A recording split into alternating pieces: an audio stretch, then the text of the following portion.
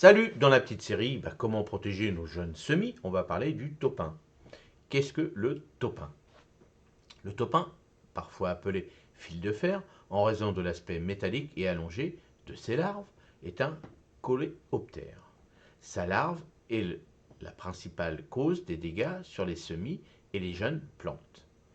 Elle se nourrit des racines, provoquant le flétrissement et parfois la mort des plantules. Identification des dégâts. Les dommages causés par les larves de topin sont assez caractéristiques. Si tu observes que tes semis ou jeunes plants semblent en bonne santé plus flétrissent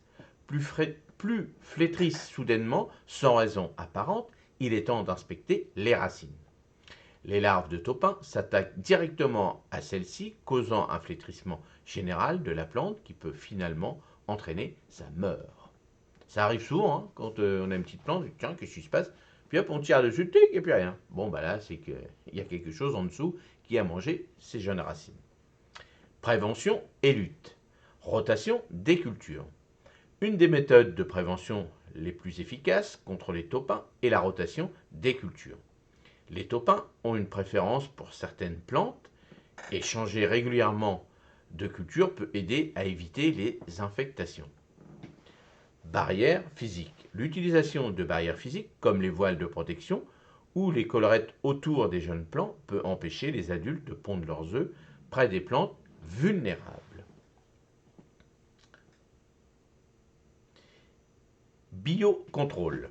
Il existe des solutions de biocontrôle, comme l'introduction de nématodes spécifiques qui s'attaquent aux larves des topins sans nuire aux plantes. Ces nématodes sont appliqués directement dans le sol et sont une solution écologique pour gérer les populations de topins. Culture piège. Planter des cultures pièges autour de ton potager pour aussi aider à réduire la population de topins. Ces plantes, plus attractives pour les topins, peuvent ensuite être retirées et détruites avec les larves. Et moi, c'est ce que je fais par exemple, bon, alors pas pour le topin, pour les topins. Par exemple, pour les limaces, je sais que je vais manger tant de salades, je sais que je vais en perdre tant, donc j'en mets un peu plus. Si vous en mangez 12, faites-en peut-être 16, et puis vous savez que vous allez avoir. Vous voyez, quand les maraîchers, ils en font des grosses quantités, ils savent qu'ils vont avoir une perte, parce qu'à un moment donné, on ne peut pas faire autrement que d'en perdre. Donc c'est comme ça qu'il faut faire.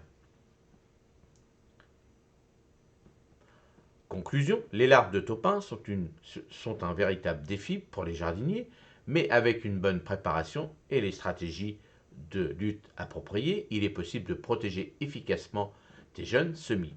Il est important de rester vigilant, d'inspecter régulièrement tes plantes et agir rapidement à la, à la première, à la première signe d'infectation.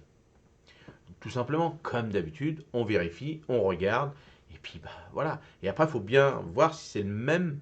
Vous voyez, quand vous voyez, si vous avez la chance de pouvoir le récupérer, alors bien souvent c'est en fin de journée ou la nuit, qui font leurs petits dégâts. Donc hop, si on peut en attraper un, tout de suite on va sur internet et on regarde bien si c'est tel ou tel problème qu'il y a en dessous, si c'est un topin ou autre, parce qu'il y en a plein d'autres qui peuvent manger ce genre de racines de vos plantes.